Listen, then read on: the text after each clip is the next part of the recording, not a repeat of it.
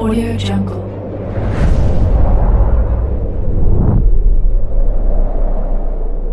Yo, balik lagi bersama Mimin di Manhwa TV. Kali ini kita akan lanjutkan pembahasan dari cerita My Unbeatable Passive Skill Let's Middle Massive Damage. Mimin infokan kembali bagi teman-teman yang ingin menonton video terbaru lebih cepat, silahkan bergabung menjadi member di channel ini dengan biaya 5.000 per bulannya.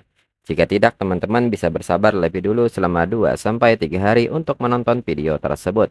Tanpa berlama-lama, yuk kita masuk ke disclaimer dulu.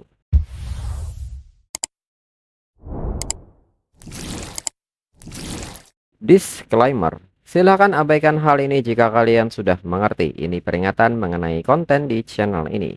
Video ini berisi alur cerita komik yang mempermudah bagi teman-teman untuk mengetahui isi ceritanya dan memahami alur ceritanya.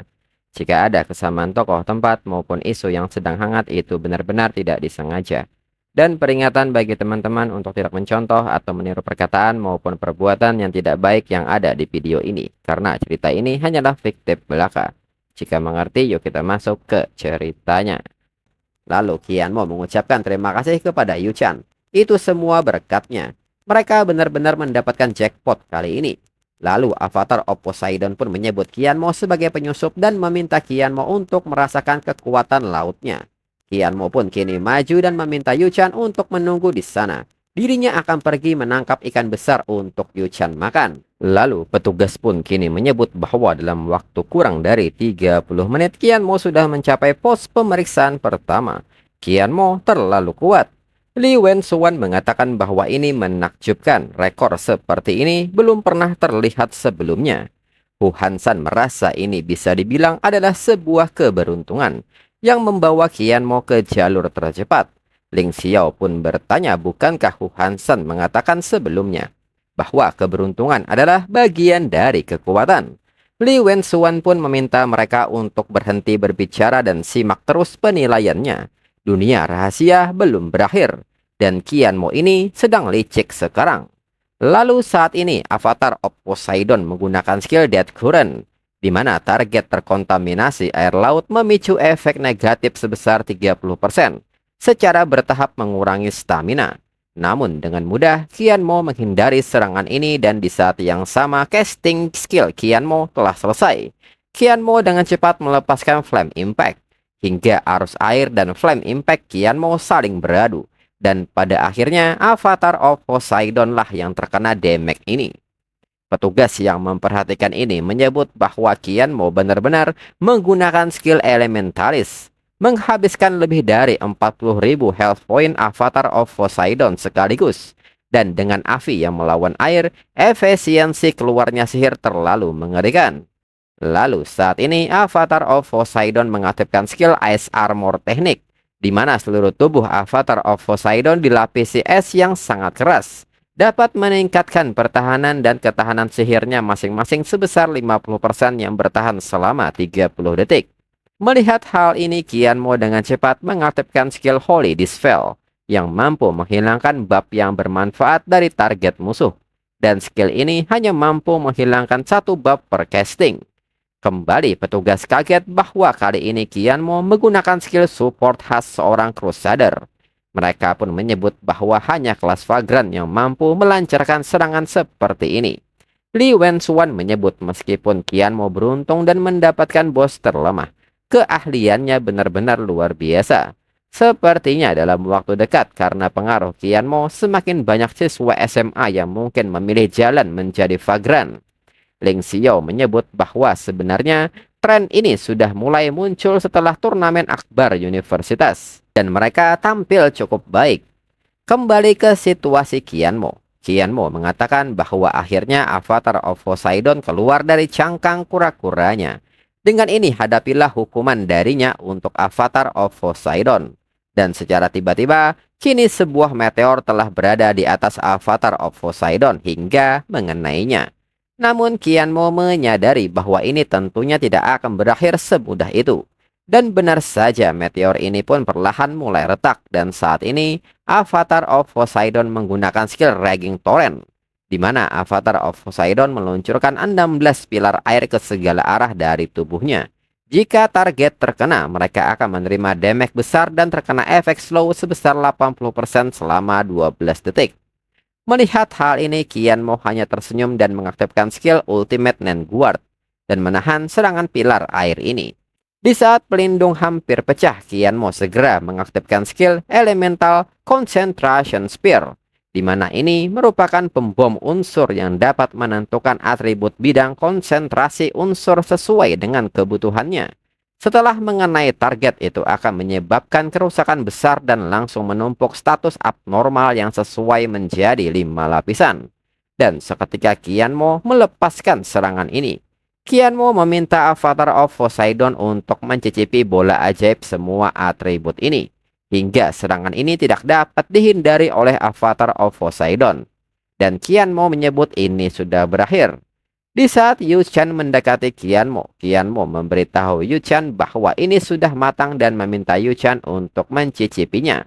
Dan segera Yu Chen menyantapnya. Lalu para petugas pun kini terheran-heran dan bertanya apakah mereka tidak salah lihat.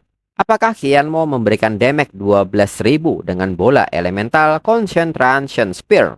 Seseorang pun bertanya kepada rekannya apakah dia tidak salah mengenai angkanya. Seseorang pun bertanya bagaimana Qianmo bisa naik level. Bagaimana kerusakannya bisa jauh lebih tinggi daripada yang lain. Ini sungguh luar biasa.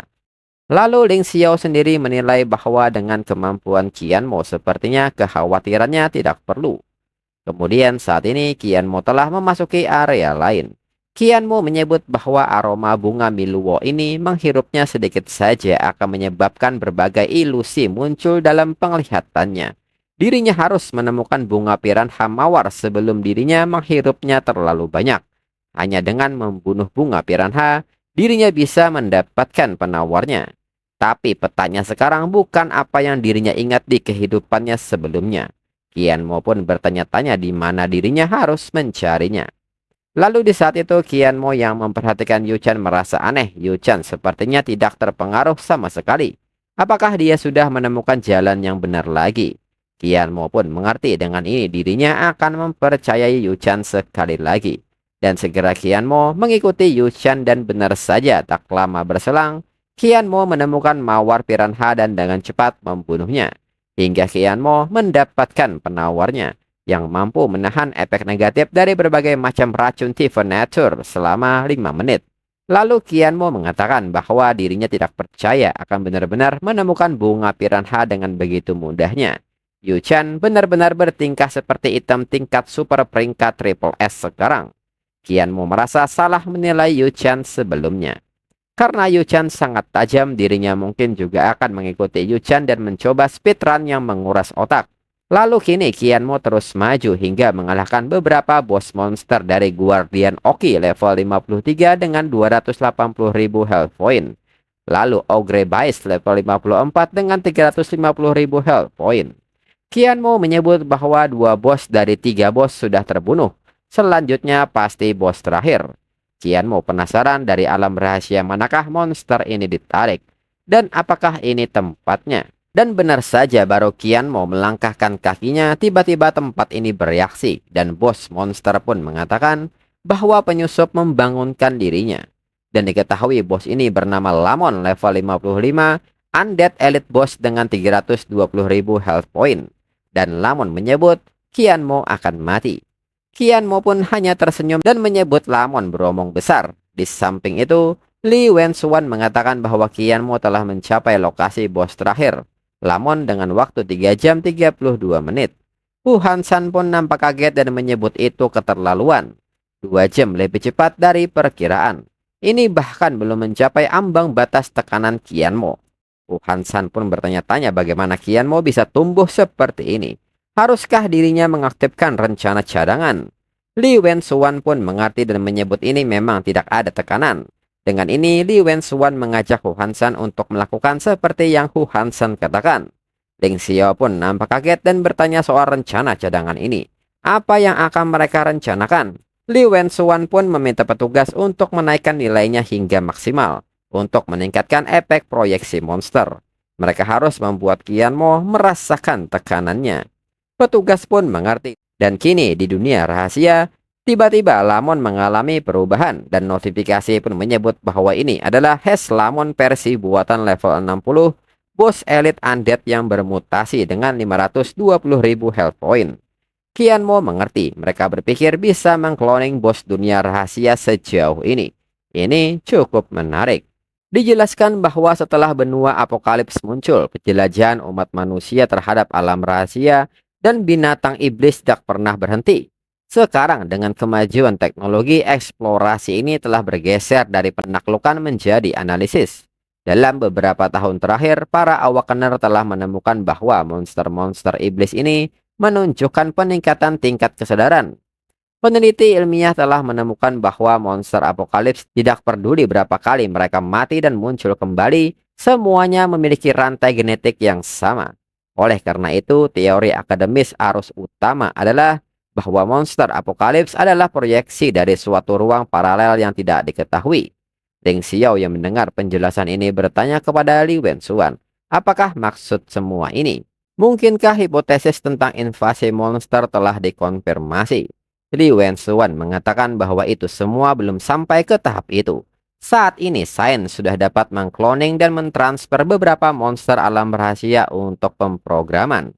Dan mereka bahkan dapat memodifikasi proyeksi bos. Semuanya untuk menciptakan lebih banyak awakener yang lebih kuat, yang cukup untuk menghadapi potensi situasi ekstrim di masa mendatang. Ling Xiao pun bertanya mengapa ini malah pakai Qianmo sebagai eksperimen. Li Wenxuan menyebut bahwa dirinya tahu apa yang Ling Xiao pikirkan. Hu Hansen dan Qianmo punya dendam, tapi dirinya katakan kepada Ling Xiao, Li Dezia dipilih bersama oleh militer mereka. Selain itu, kelangsungan hidup yang terkuat telah membunuh Li Dezia melalui Qianmo.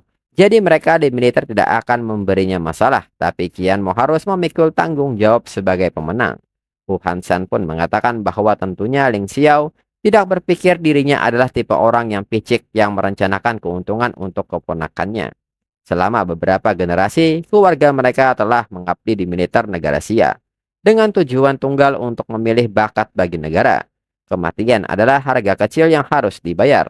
Meskipun Qianmo membunuh keponakan dirinya, semua yang dirinya lakukan hari ini hanya untuk membuat Qianmo lebih kuat. Kalau terjadi apa-apa pada Qianmo, dirinya tidak akan lari dari tanggung jawab.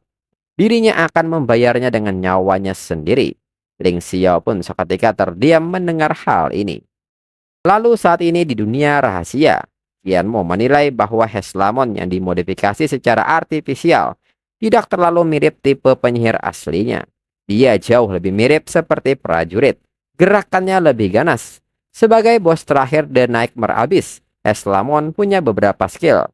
Dalam kehidupan nyata, dia adalah seorang jenderal murni berfokus pada pertarungan jarak dekat. Setelah menjadi makhluk undead, dia juga memperoleh kemampuan untuk menggunakan serangan sihir. Membuatnya sangat sulit untuk dilawan. Namun, meskipun modifikasi buatan meningkatkan health point dan kekuatan tempurnya, secara tak terduga modifikasi tersebut melemahkan salah satu statistiknya. Dan kini setelah membiarkan Heslamon menyerang, sekarang saatnya gilirannya. Dengan cepat, Qianmo mengerahkan senjata grappling dan melepaskan skill Poison Net Capture. Di saat Heslamon terjerat, Qianmo kini mengubah senjatanya lagi, serta mengatakan bahwa sudah lama sejak dirinya menggunakan senapang Gatling Berserk. Hari ini sepertinya waktu yang tepat. Heslamon pun bertanya apakah Qianmo mencoba mengurangi health point-nya dengan skill jarak jauh. Heslamon pun mencoba mengaktifkan skill Shadow Mist. Namun setelah ditunggu tidak terjadi apa-apa. Heslamon pun bingung dan bertanya di mana skill Shadow Mist-nya. Sedangkan di saat yang sama, Qianmo telah melepaskan Berserk Gatling Gun Barrack. Hingga tembakan ini menghujani Heslamon. Hu Hansen yang menyaksikan ini dari balik layar bertanya apa yang terjadi. Mengapa Heslamon terhenti sejenak? Itu hanya membiarkan Heslamon terkena. Ling Xiao pun tertawa dan mengatakan bahwa dirinya mengerti. Heslamon awalnya adalah bos tipe penyihir dengan mekanik untuk berubah menjadi bayangan untuk menghindari serangan fisik. Tetapi setelah modifikasi, tubuhnya menjadi lebih kuat dan statistik bawaannya lenyap. Li Wenxuan pun membenarkan hal itu, tetapi tingkat Qianmo seharusnya tidak memberinya akses ke mekanik inti Heslamon. Jadi, bagaimana Qianmo bisa tahu? Ling Xiao mengatakan sebagai anggota Komite Pendidikan 9 Sekolah, penelitian Qianmo terhadap monster berada di luar apapun yang dapat mereka bayangkan. Meskipun mereka mengubah statistik monster, monster itu pada akhirnya diambil dari monster apokalips yang ada. Saat mereka bentrok, Qian Mo tahu komponen monster mana yang digunakan. Lalu saat ini, Qian Mo menilai bahwa Heslamon dengan tubuh fisik jauh lebih mudah untuk ditangani daripada tipe penyihir. Tidak peduli seberapa tebal bar health point-nya, itu tidak lebih dari target bergerak. Beberapa hit lagi, dia akan memakainya pada akhirnya. Lalu Heslamon yang kesal pun menyebut Qian Mo sebagai penghujan terkutuk. Qian Mo pun bertanya apakah itu marah tidak ada sesuatu yang tidak benar. Hingga pada akhirnya Heslamon mulai mencabik-cabik kulitnya sendiri. Hingga status modifikasi terlepas dan kembali menjadi Lamon. Lamon menyebut bahwa Qian Mo telah benar-benar membuat dirinya marah. Qian Mo bertanya bagaimana cara mengembalikannya. Rumahan rahasia buatan ini agak aneh. Di samping itu, Hu Hansan pun bertanya apa yang terjadi. Mengapa kesulitan bos secara otomatis menurun? Petugas menyebut bahwa itu bukan mereka. Semua mesin tampaknya tidak berfungsi. Lalu di saat itu di layar monitor petugas melihat sesuatu dan mengatakan bahwa perubahan data Lamon salah. Rantai gen diperbaiki sendiri dan menjadi sempurna. Lalu di saat itu Li Wensuan kaget Liu Yanxin tiba-tiba menghubunginya. Sedangkan di dunia rahasia Qian Mo sadar bahwa ini agak aneh. Statistik Lamon memang turun tapi bos secara keseluruhan sepertinya sudah semakin kuat. Dan tiba-tiba Lamon melepaskan serangannya. Beruntung Qian Mo memasang ultimate protective di waktu yang tepat. Namun lagi-lagi Lamon maju mendekat untuk menyerang. Melihat gerakan Lamon, Qian Mo menyadari bahwa Lamon bersiap melepaskan serangan itu lagi. Dan segera Qian Mo kembali mengaktifkan ultimate protective. Dan benar saja serangan itu kembali dilepaskan. Lamon meminta Qian Mo untuk menerima hukumannya. Hu Hansan yang melihat hal ini kaget dan bertanya-tanya bagaimana sebenarnya situasinya sekarang. Ling Xiao menyebut bahwa ada yang salah dengan kondisi bos ini. Tidak seperti monster yang digerakkan oleh naluri dari apokalips. Lalu Li Wensuan pun bertanya kepada Liu Yanxing mengapa Liu Yanxing tiba-tiba menelpon di saat seperti ini.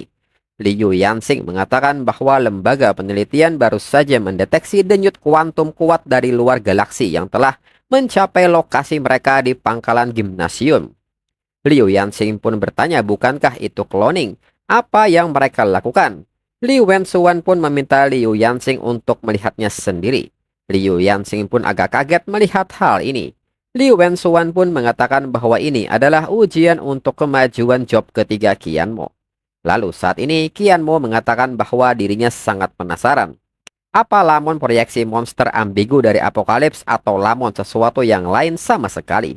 Lamon seketika menyebut Qian Mo sebagai semut dan Qian Mo tidak layak mengetahuinya.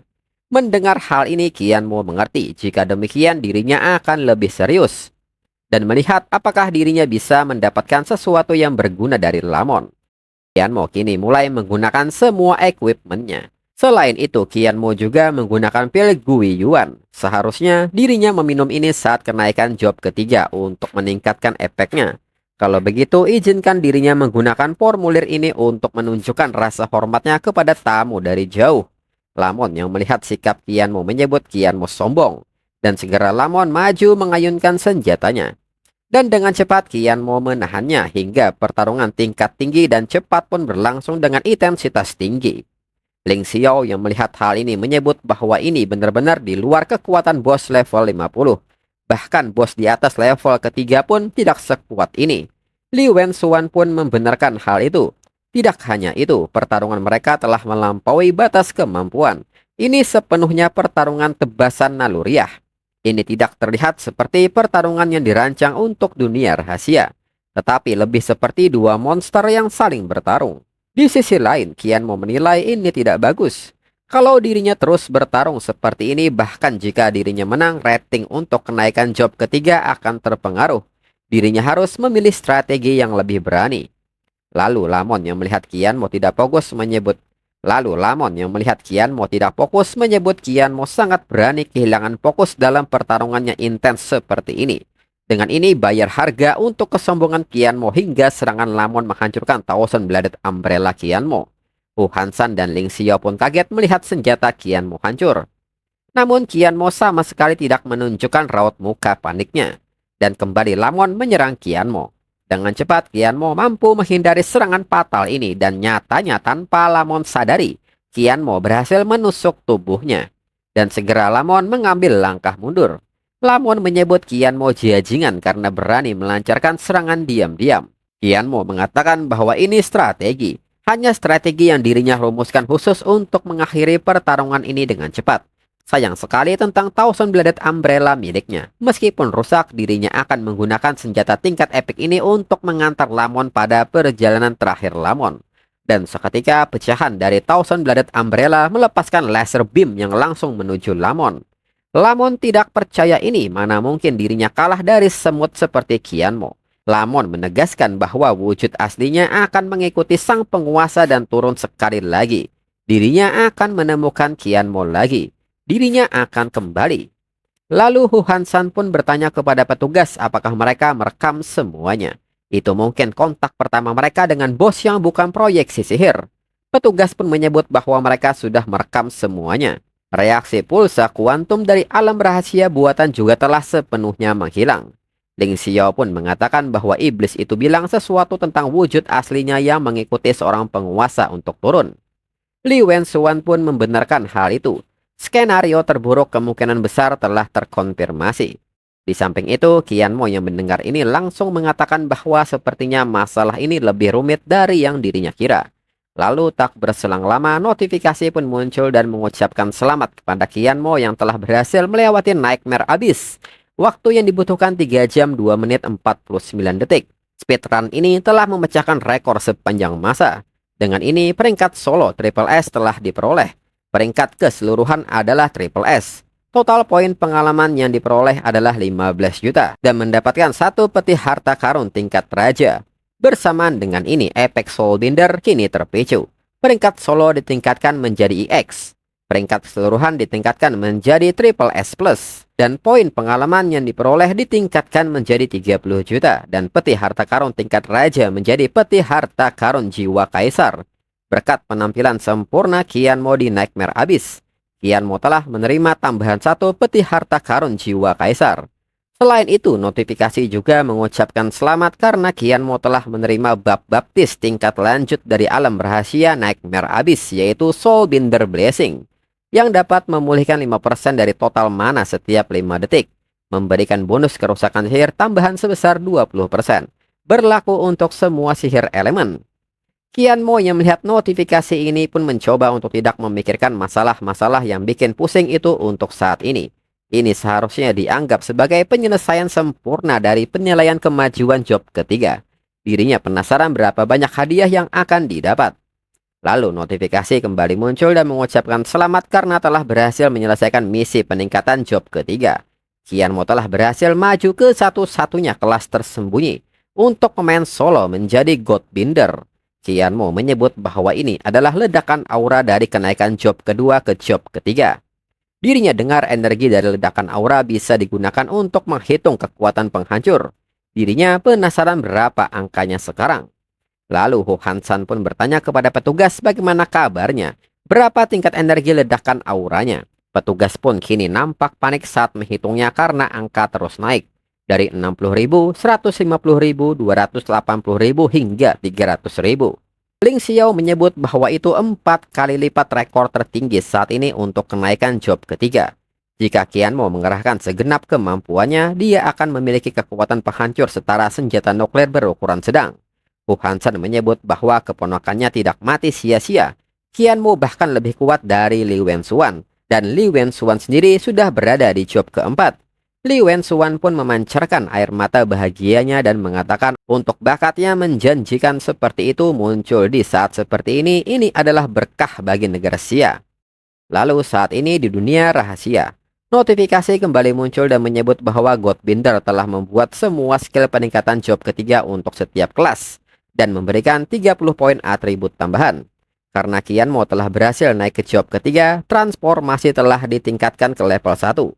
Memberikan 6 slot konversi, dan semua level skill pasif telah dinaikkan ke level 8. Qianmo tidak menyangka dengan Godbinder, semua pasifnya diperkuat lagi. Qianmo penasaran apakah kekuatan dirinya saat ini cukup untuk menantang Awakener job kelima. Lalu kini Qianmo membuka peti harta karunnya dan mendapatkan satu material tingkat epik, Changmu Fin. Qianmo menyebut bahwa dirinya baru membuka satu dan dirinya sudah mengumpulkan salah satu bahan untuk Thousand Bladed Umbrella-nya. Dirinya rasa kerusakan senjatanya ternyata bukan hal yang buruk. Singkirkan yang lama dan sambut yang baru. Dengan ini, dirinya punya banyak hal yang dirinya lakukan kali ini. Dirinya tidak hanya harus melapor ke Flame Dragon Soul, tapi dirinya juga harus menemukan sisa material untuk peningkatan. Qianmo pun berandai-andai bahwa sehari punya 48 jam. Lalu kini Qianmo membuka peti yang kedua dan mendapatkan batu material evolusi khusus kelas legendaris. Batu ini dapat meningkatkan peralatan non-mistikal apapun ke kualitas legendaris. Mengunci level item di 100. Qianmo tidak menyangka akan mendapatkan item ini, sepertinya dirinya juga bisa meningkatkan perlengkapan kosmetik yang dirinya pakai ini. Dengan ini, upacara kenaikan job ketiga akhirnya selesai. Dirinya bisa meninggalkan dunia rahasia buatan yang aneh ini sekarang. Dirinya harus keluar dan bertanya apa urusannya dengan bos itu. Dan kini Qianmo telah berjalan dan kembali ke gimnasium.